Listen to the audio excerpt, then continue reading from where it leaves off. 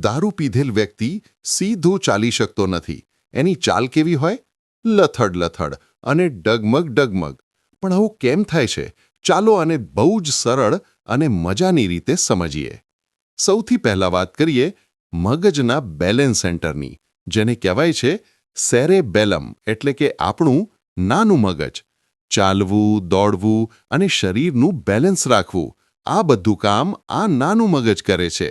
પણ પ્રોબ્લેમ ક્યાં થાય છે? દારૂ પીવાથી આ નાનું મગજ એકદમ સ્લો પડી જાય છે.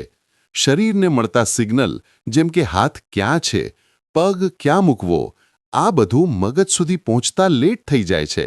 પરિણામ, પગ ધાર્યા પ્રમાણે પડે નહીં અને માણસ ખાય લથડિયા. બીજું કારણ છે આપણા કાન. હા, આપણા કાનની અંદર એટલે કે ઇનર ઇયરમાં એક પ્રવાહી ભરેલી ટ્યુબ હોય છે, જે બેલેન્સનું કામ કરે છે. દારૂ પીવાથી આલ્કોહોલ હલકો હોવાથી એ પ્રવાહીની અંદરનું સેન્સર વધુ સરળતાથી હલવા લાગે છે. એટલે સિગ્નલમાં ગડબડ થઈ જાય. મગજને લાગે કે શરીર ગોળ ગોળ ફરી રહ્યું છે, ભલે ને શરીર એક જગ્યાએ ઊભું હોય. બસ એટલે જ ચાલતી વખતે વ્યક્તિનું બેલેન્સ રહેતું નથી.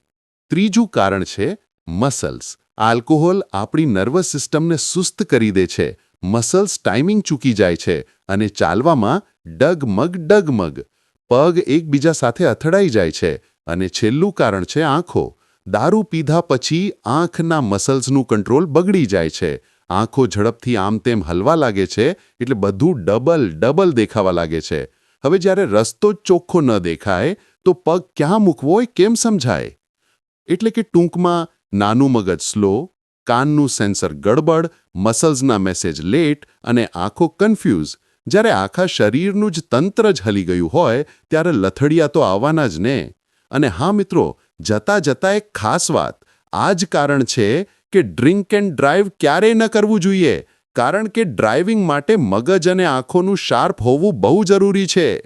જો માહિતી સારી લાગી હોય તો લાઇક જરૂર કરજો. જો તમને વિજ્ઞાનની આવી રસપ્રદ વાતોમાં રસ હોય તો યુટ્યુબના સર્ચ બારમાં ભટ્ટ અલ્પેશ લખીને સર્ચ કરો અને લૂંટો વિજ્ઞાનની વાતોનો અદ્ભુત ખજાનો.